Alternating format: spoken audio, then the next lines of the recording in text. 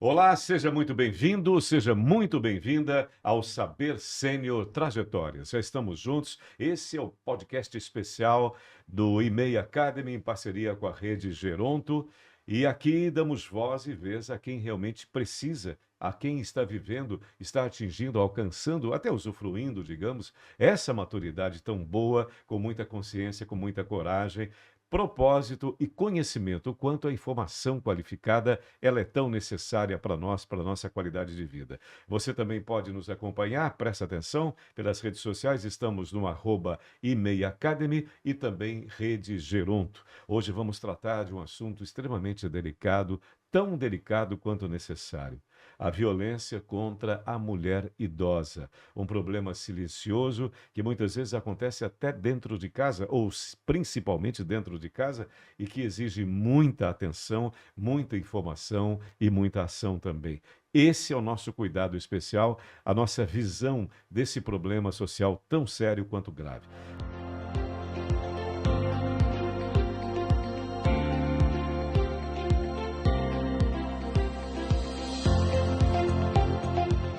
Para nos ajudar a compreender, entender, saber mais aspectos legais, principalmente institucionais desse tema, nós vamos receber o advogado e professor Dr. Tarcísio Nascimento.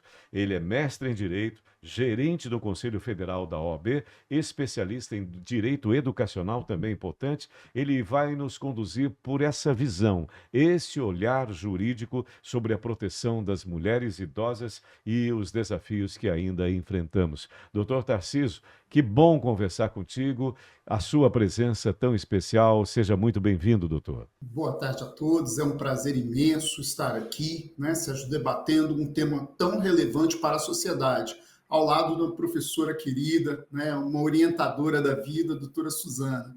Pois é, a doutora Suzana também vai estar conosco, vai estar comentando com a gente, interagindo comigo e com o Tarcísio. Ela que é educadora, como o Tarcísio falou, especial, doutora em Ciências e Tecnologias da Saúde e diretora do nosso e-mail. Ela nos traz também esse olhar atento sobre os impactos da saúde, impactos sociais que esse tipo de violência causa. Suzana, é um grande prazer tê-la conosco. Seja sempre bem-vinda, Suzana. Obrigada, Sérgio, mais uma vez, né, em mais um Saber Sênior Trajetórias. Vamos agora abordar um tema muito difícil para as mulheres e muito difícil para as famílias. Bem-vindo, Tarciso, você vai abrilhantar com a sua experiência, não só regulatória, mas também na área de direito de família. É verdade. Já abrimos, doutor Tarcísio, com a sua definição técnica, o que vem a ser a violência contra a mulher. A violência contra a mulher, Sérgio, é baseada em ação ou omissão de gênero, algo que foi feito contra essa mulher. Então, assim, eu vou falar de uma forma mais, eu vou tentar aqui, né, tirar o juridiquês e ser mais próximo das pessoas que nos assistem, para que compreendam ainda melhor. Qualquer ato como violência psicológica, sexual, patrimonial, dano moral, e isso é uma violência cometida com a mulher, baseada em uma lei específica, que é a Lei Maria da Penha, como uma violência de gênero. Sérgio. Essa violência, pegando para um ponto mais específico, Sérgio, contra a mulher idosa, ela tem de ser até mais realçada em razão da sua idade, que é um conflito entre a Lei Maria da Penha e o Estatuto do Idoso. Sim, agora com relação ao ordenamento jurídico, como é que o ordenamento jurídico, como é que a justiça ela age nesses casos, doutor Tarcísio? Eu penso, eu fico imaginando até como jornalista, que nos falta até informação, a informação mais qualificada, mais adequada, mais necessária para esses momentos específicos. O sistema jurídico, ele está preparado para lidar com a violência, eu diria até mais sutil, mais velada? Essa violência velada, como você fala, que é a mais difícil caracterizar, seria a violência psicológica. Então, essa mulher, ela acaba sendo, na maioria das vezes, né, nos casos que eu atendo, ela se torna refém de uma situação. Ou seja, a imposição legal sobre um aspecto de divórcio, quero me divorciar, mas alguém chega e transforma essa mulher em refém. Você não pode fazer isso. Se você fizer isso, eu não falo mais com a senhora. Se você fizer isso, eu não trago mais os netos para você ver. E ela acaba numa situação, Sérgio, que ela não consegue sair, falar, verificar. Entretanto, os mecanismos jurídicos para isso hoje são avançados no Brasil. Nós somos até referência sobre isso. Quando você começa a discutir, eu faço alguns debates com professores, advogados de outros países, e eles falam, aqui não é assim. Então, se a mulher hoje ela sofre uma violência desse tipo, ela só em ir à delegacia falar que está sofrendo esse tipo de violência, ela consegue uma medida protetiva, Sérgio. E essa medida protetiva vai afastar esse, né, malfeitor, digamos assim, essa pessoa, esse agressor. Então, isso é muito importante. Nós temos mecanismos de denúncia, né? Nós temos aí o Ministério Público com uma promotoria especializada, tanto para o idoso quanto para a mulher. Nós temos delegacias especializadas nesse atendimento. Então, assim, nós temos o judiciário hoje também, com varas especializadas. Então, assim, tudo isso em prol da defesa da mulher. E mais, somando, Sérgio, da questão do idoso, ou seja, essa mulher idosa, ela tem mecanismos. O grande problema, Sérgio, é sair dessa situação em que você é refém. E também, né, Suzana, a gente percebe, com as palavras do Dr. Tarcísio, o que nos impressiona é essa tamanha vulnerabilidade da mulher idosa, né, Suzana? Mas é claro, ela está passando por um período também que mexe com questões hormonais, com a mudança física, a pós-menopausa, muitas vezes ligada à perda de familiares. Isso também traz todo como o Tarcísio colocou, um problema psicológico agregado à relação dela com a família, a questão da aposentadoria, o vínculo dela com o trabalho que deixa de existir. O próprio Estatuto do Idoso coloca que 1 ano antes, qualquer pessoa que vai se aposentar tem que ter uma capacitação em relação à sua aposentadoria, e aí, com o aumento da expectativa de vida, todos esses problemas vão vulnerabilizando. E também não dá para esquecer que eu acho que um problema de saúde mental que vai afetar muito o mundo é a questão da solidão, porque quanto mais eu vivo, mais sozinha eu fico, né? Em relação àquele meu núcleo social, aquela minha família que antes existia, da minha condição de filha, e, e que hoje acaba sendo, na velhice, de provedora. Eu brinco com meu pai, a minha mãe faleceu, eu brinco com meu pai que ele não tem licença poética nenhuma para morrer, porque a próxima da lista sou eu, e eu não estou a fim de encabeçar a família inteira em relação a esse processo. Mas é uma questão de, assim, a minha terminalidade, todo o meu entendimento de vida vai se modificando com o crescimento dos meus filhos, com a formação de novas famílias, e isso faz com que a mulher, e aí eu estou falando o meu, no caso da mulher, né, ela vai se apegando a algumas coisas, e essas coisas às vezes não existem mais, e isso vai trazendo uma série de violências e processos, a questão também que as mulheres brasileiras entre de 70 e 80 anos, tem muitas mulheres que não foram alfabetizadas, né, não terminaram seu processo de alfabetização, isso causa também uma questão de violência séria. Então, a gente tem mulheres ultrapassando aos 90 anos que nunca foram à escola, se de 70 e 80 não terminaram, as de 90 muitas não foram à escola, e aí até tem uma brincadeira na internet que diz assim, o que a sua avó fez para você ser o que você é? E aí aparece uma avó bem simples e uma neta bem transformada. Então, assim, a realidade brasileira leva em consideração que essa mulher também sofreu violência, essa idosa, ao longo da vida, né? É verdade, Suzana. Agora, doutor Tarcísio, eu estava pensando enquanto a Suzana comentava, eu, dentro da minha experiência diária, eu não passo um dia, é impressionante, é algo inacreditável, não passo um dia no rádio ou na TV que eu não noticie alguma violência contra a mulher. Feminicídio. Eu estava observando recentemente esse mapa da violência, o mais recente, o aumento expressivo do feminicídio. As medidas protetivas que invariavelmente acabam por não funcionar. O Estatuto do Idoso, são duas legislações que temos, afinal, né? Primeiro, o Estatuto do Idoso e temos também a Lei Maria da Penha. Existe um vácuo entre elas? Existe alguma dificuldade? Existe algum conflito entre elas? Porque o que eu observo na prática, né, no dia a dia, no meu caso, haveria sim uma diminuição, né? A mitigação dessas notícias tão violentas relacionadas à mulher e também especificamente relacionada à mulher idosa. Eu não vejo algum resultado, digamos assim, um resultado expressivo, positivo, a diminuição desses fatos lamentáveis, verdadeiras tragédias. O que dizer a respeito tanto da Lei Maria da Penha e o Estatuto do Idoso, elas trabalhando entre si ou elas se conflitam, elas se atrapalham entre elas próprias, doutor Tarciso? Vamos lá, Sérgio, elas se complementam, né? Nesse aspecto, a Lei Maria da Penha, ela tem a proteção à mulher, a qualquer idade. Então, seja vítima de violência doméstica ou familiar, no convívio, a Lei Maria da Penha está ali para proteger, com medidas específicas, né? Como nós falamos aqui já, sobre violência sexual, sobre violência psicológica, patrimonial, né, moral. Então, assim, ela é uma lei muito avançada. O que já em relação à lei do Estatuto do Idoso, ela protege a mulher no todo acima de 60. Então, ela tem um viés específico pela idade e a outra pelo gênero. É tanto que no dia a dia, Sérgio, isso que você falou é muito interessante, porque sabendo da idade dessa mulher, há um conflito sobre eu aplico o Estatuto ou a Lei Maria da Penha. E hoje o judiciário vem aplicando, em sua maioria, a Lei Maria da Penha, até para uma proteção rápida.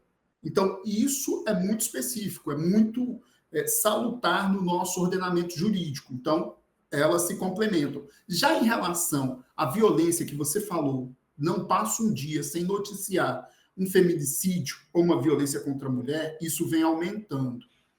E aí, ao mesmo ritmo que essa violência infelizmente cresce também a nossa tentativa como operadores do direito, como participantes do sistema judiciário brasileiro no todo, de combater essa ação. Então, seja por um programa desse, que já deixo aqui as minhas homenagens, por levar o conhecimento às pessoas, sejam as mulheres, sejam as pessoas com mais idade, saber o que fazer no momento desse. Isso é muito importante, Sérgio, porque em sua maioria o agressor está ao seu lado. Ao seu lado. Então é muito, muito importante saber combater esse tipo de agressão. Exatamente aí que eu quero introduzir a minha pergunta, aproveitando até essa deixa, doutor Tarcísio. Como é que se denuncia? Digamos assim, é o filho, é a filha, é o neto, é a neta, é o cuidador, é a cuidadora. Como é que se encaminha esse tipo de denúncia quando o agressor é alguém tão próximo? Invariavelmente, me parece, isso acontece. Não é alguém à distância, alguém que surge ali. Existiria até essa dificuldade desse canal, né, de contato, de comunicação, sempre no seio familiar. Como é que a gente consegue denunciar, encaminhar esse tipo de denúncia, doutor? Hoje nós temos a possibilidade direta de ir a uma delegacia, fazer um boletim de ocorrência na questão de gênero, sendo mulher, e pedir uma medida protetiva. Só pelo ponto de se sentir ameaçada, Sérgio. Então, assim, fulano, eu escuto isso no dia a dia, professora Suzana. Fulano chegou aqui, gritou e disse, você vai ver, e isso e aquilo, bateu porta, quebrou janela. Eu fiquei com medo. Só esse sentimento de medo, de uma ação tão ríspida, já leva essa mulher a uma delegacia para que faça um boletim de ocorrência contra essa pessoa do ambiente familiar. Seja um esposo, um filho, um companheiro, né, um neto, e isso já leva. Agora, qual é o ponto, Sérgio? Em sua maioria, elas têm medo. Medo da reação, medo do que vai acontecer e não denunciam. Quando você não denuncia, você aumenta a potencialidade do agressor, porque ele se sente no direito de fazer qualquer outra coisa. Imagine. Eu quebrei janela, fiz isso e fiz aquilo. Falei, ameacei ela. E não fez nada, não aconteceu nada. Se ela falar outra coisa, eu faço. Então, assim, esse agressor, ele potencializa. Além disso, nós temos hoje, como já mencionei, promotorias especializadas na defesa dos direitos da pessoa idosa, da mulher, que você pode procurar um promotor, um local, e fazer uma denúncia e pedir essa medida protetiva, ao judiciário, né? Você pode hoje, tem canais do próprio Ministério de Defesa dos Direitos Humanos, das mulheres, com o Disque 100, o Disque 180. Então, você pode, né, utilizar esses canais. E mais, Sérgio, a nossa legislação ela vem avançando, e isso é muito importante. O Brasil reconhece hoje a necessidade de defender as nossas mulheres, que recentemente a legislação foi alterada, e esse agressor hoje, dependendo da situação, o juiz aplica para ele uma medida protetiva logo de afastamento do lar, de distanciamento dessa mulher, inclusive tornozeleira eletrônica para ser monitorado. Agora, vamos lá. Isso tudo são medidas, como a legislação menciona, protetivas, Sérgio, de proteção. A gente tem que lutar para que esse agressor não chegue ao intento dele, que é ceifar uma vida de uma mulher. Então, a gente precisa denunciar, conhecer esses direitos e lutar por eles, buscar, não remediar, não falar, não vai acontecer nada. Escuto isso muito, professora Suzana. Mas ele está melhor agora. Você acha que é necessário, doutor? E daqui a pouco acontece algo. Então, assim, a gente precisa ter essa consciência. E também essa sensação terrível de impunidade, né? A impunidade que é algo que realmente nos impressiona.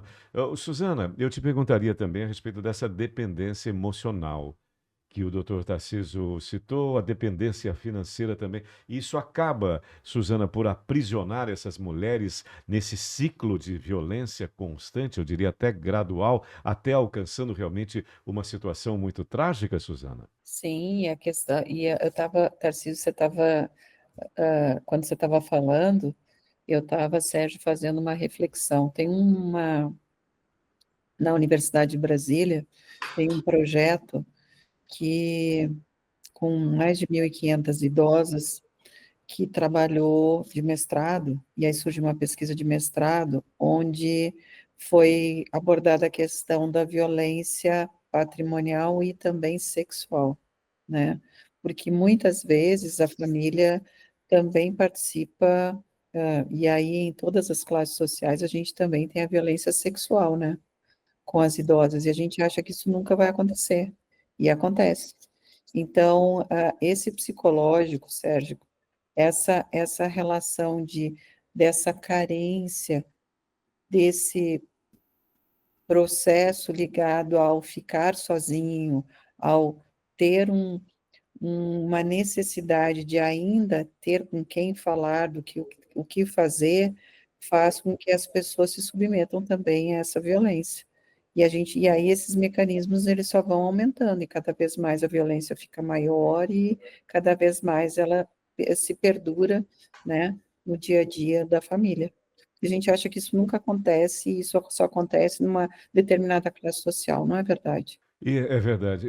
Tarcísio, também te perguntaria a respeito da educação específica para maiores de 60 anos, nesse caso específico, aqui como a do IMEI Academy. Você acredita que esse tipo de educação contribui para o fortalecimento da autonomia, da consciência entre os próprios idosos? Isso ajuda bastante? Isso altera, de alguma forma, esse quadro tão preocupante, doutor Tarcísio? Sérgio, o conhecimento é um instrumento transformador da sociedade.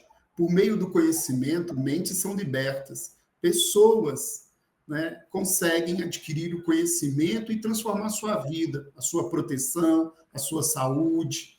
Então, eu entendo que uma ação feita como do Instituto, ou seja, como o IMEI, feita para proteção das pessoas, é salutar demais. É algo assim louvável, assim, de palmas, né?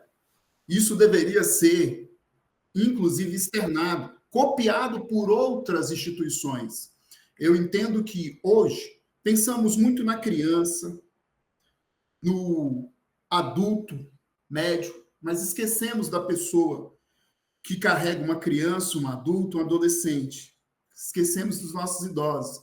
E é necessário, sim, levar esse conhecimento. Então, toda vez que uma instituição como essa leva o conhecimento, o direito,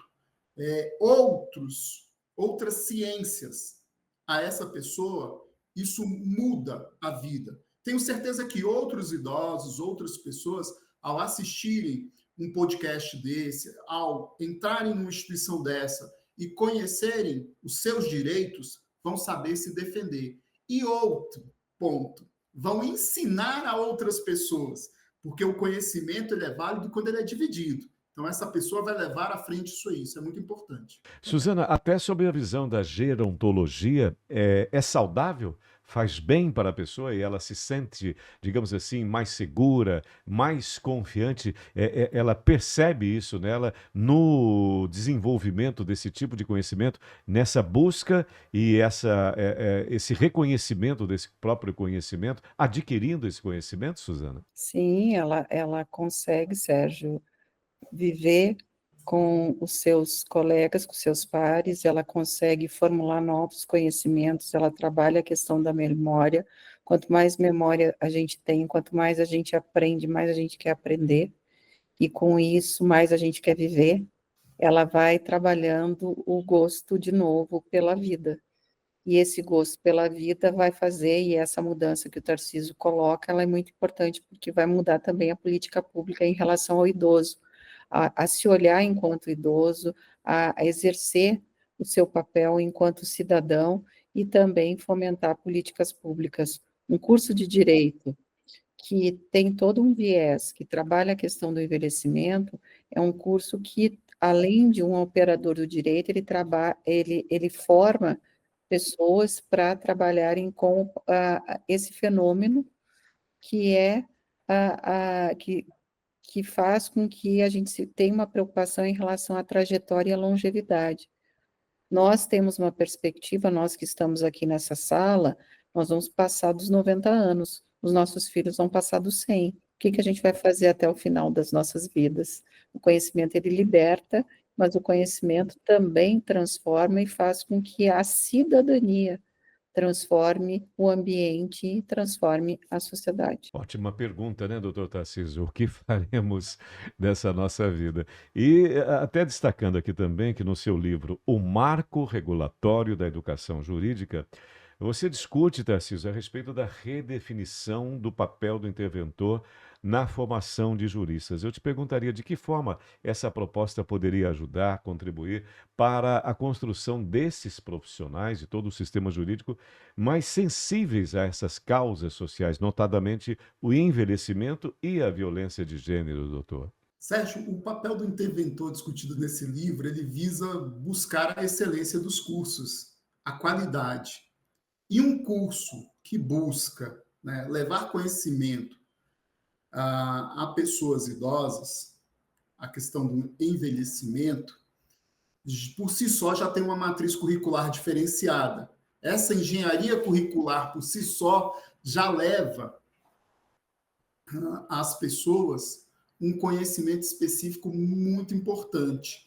É uma matriz que vai trazer aí um conhecimento sobre os direitos das mulheres, direitos humanos, do Estatuto do Idoso, que vai tratar sobre a projeção desse idoso, tempo de vida, o que fazer, como fazer, outras coisas.